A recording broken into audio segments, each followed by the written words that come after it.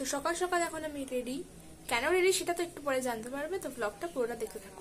December মাসে ঘুরতে যাব না এমন কি হতে পারে? তোমরাও কি ঘুরতে যাও ডিসেম্বর মাসে? আর আমি সকাল সকাল তো এমনই সাজগোজ করেছি, আর অনেক দিন পর আজকে আইলাইনার পরলাম।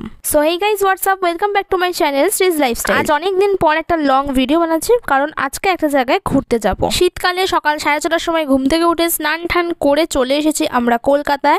এখন আমরা সাবওয়ে করে যাব আমাদের ডেস্টিনেশনে। 9টার সময় বেরিয়ে ফাইনালি 12টার সময় আমরা এসে পৌঁছলাম। আমরা মোট 4 জন এসেছিলাম। তো প্রতি বছরই আমরা ডিসেম্বরের শেষের দিকে কোথাও না কোথাও ঘুরতে যাই। আগের বারে যেমন গেছিলাম ইকো পার্কে, তখন তো আর ইউটিউব স্টার্ট করিনি, তাই ব্লগটা এখন আর নেই।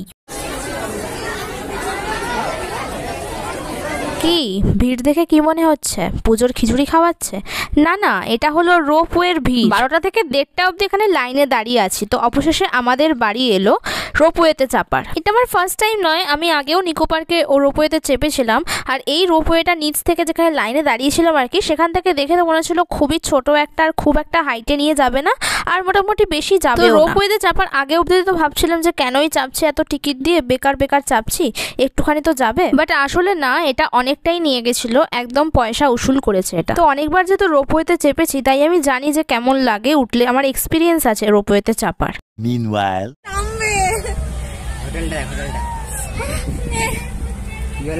ভয় লাগছে। ভয় লাগছে। তুই উঠবি না? ভয় পাবেন।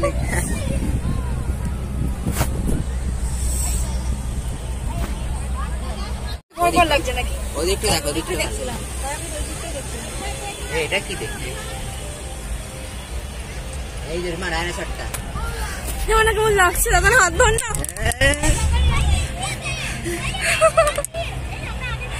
সায়েন্স এক্সপ্লোরেশন হয়। ভয় লাগছে। নামি দেখে, নামি দেখে নাম। এদিকে আয় চলে। ওদিকে আরো ভয় লাগবে। এমনি ভয় লাগে। তো ভিডিওর ক্লিপ দেখে তো বুঝতেই পারলে যে আমার কতটা এক্সপিরিয়েন্স আছে রোপওয়েতে চাপার। এর আগে অনেকবার চেপেছি, সব কোনো ব্যাপার। ক্যামেরা নিয়ে এতটাই ব্যস্ত ছিলাম যে আশেপাশের ভিউ আর দেখা হয়নি। ভেবেছিলাম ক্যামেরাতে রেকর্ড করে পরে দেখে নেবো, কিন্তু ক্যামেরাটাও দেখো নিজের মুখের সামনে এমনভাবে ধরে আছে, আশেপাশে জিনিস রেকর্ডই করতে পারিনি। যাই হোক, শেষের দিকে কিছুটা রেকর্ড করতে পেরেছি, এটাই অনেক। তো তোমরাও একবার কিছুটা ভিউ দেখে নাও। এটা ভেবেছিলাম তখন আমার ভয় লাগছে।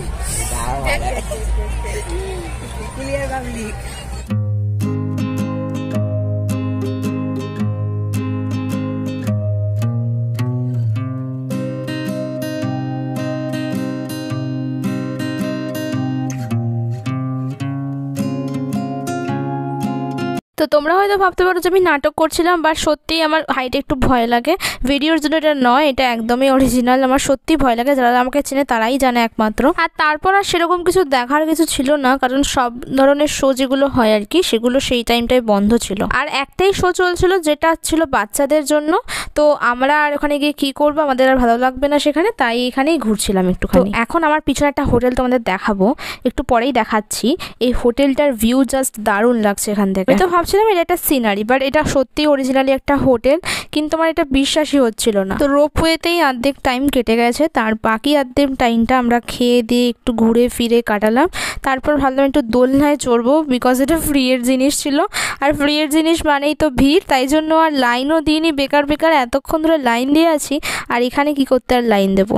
তারপর আর কি ঘুরে ফিরে বাড়ি চলে এলাম। তো ব্লগটা আজকের মতো এখানেই। ভালো লাগলে লাইক করে দিও। আর আমরা গেছিলাম সায়েন্স সিটিতে।